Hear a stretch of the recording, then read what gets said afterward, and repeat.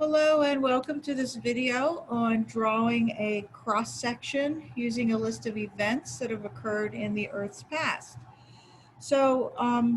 The list of events that we will be drawing, you see on your screen there, and that list is also in the Google form that you are completing as well.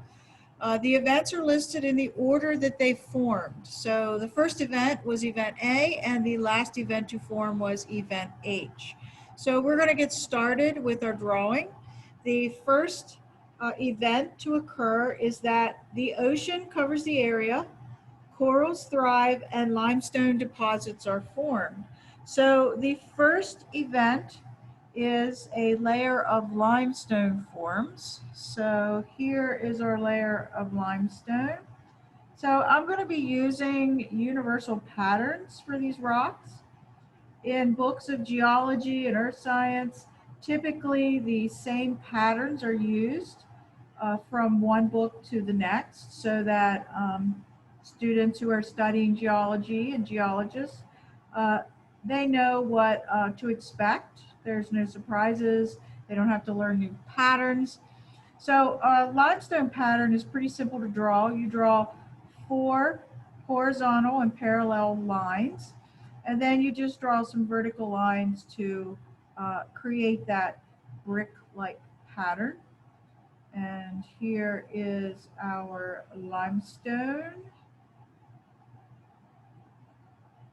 And the last thing I'm going to do is label that A. That is feature A. The next event to occur is mud washes in and is later pressed in the layers forming shale. So the new layer is going to form on top of the older layer. So I'm going to put my shale on top, and that also is a universal pattern.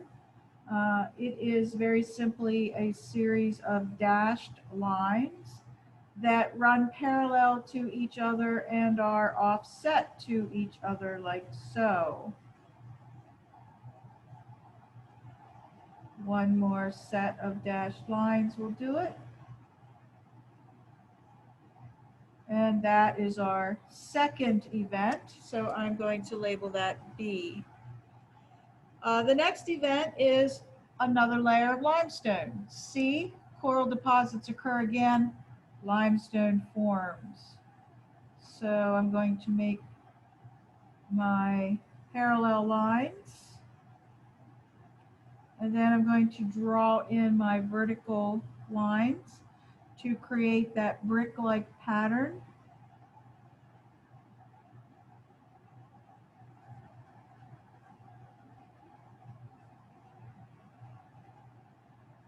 And that is C.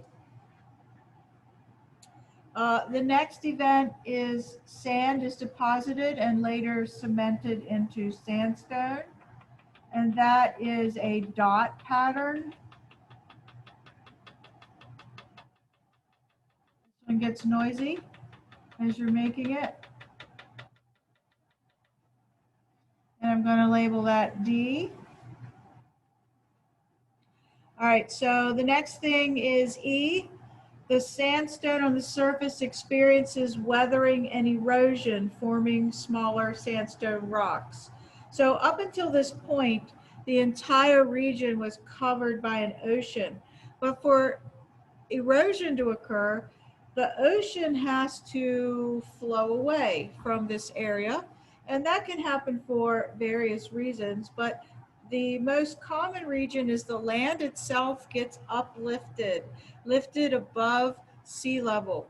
And when that happens, then weathering and erosion occur to the surface and remove some of that material. So I'm going to take my eraser and I'm going to remove part of that. And using the eraser is symbolic to represent erosion. And then I'm going to mark my new surface that I erased. Now, the description says that there are smaller pieces of sandstone on the surface. So I'm just going to draw some little blocks here and there to represent that.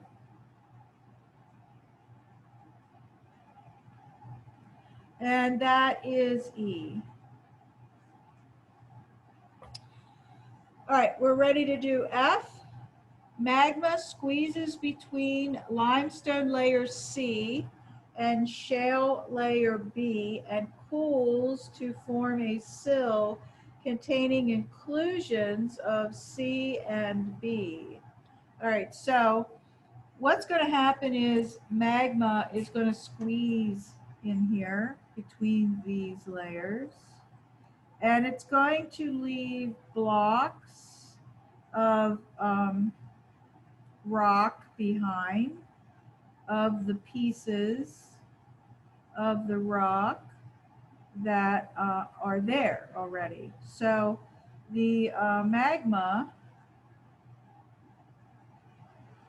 will leave pieces, as I said, of rock behind. So I'm drawing in pieces of rock there as well.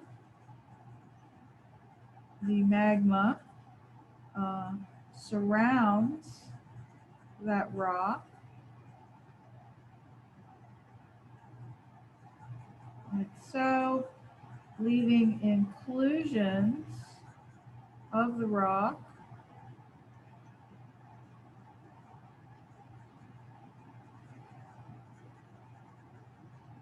And this is a sill.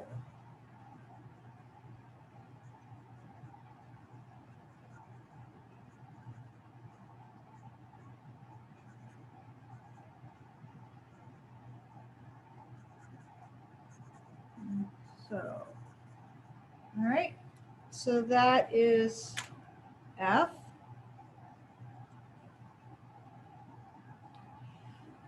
We're ready for G. G says magma fills a crack that breaks through all the layers and later cools to form a dike. So we've got a fracture, and that fracture will form with magma, so it will rise up from underneath and fill the crack. And that is G. And then H says the magma from the dike breaks through the surface, forming a lava flow on the surface. The small pieces of rock on the surface become inclusions in the extrusive igneous rock that formed from the lava. So our lava flows out on the surface and surrounds those little pieces of rock that occurred when the sandstone below it, I keep coloring them in accidentally, so I'm gonna block them off so I don't keep covering them up, and goes around it.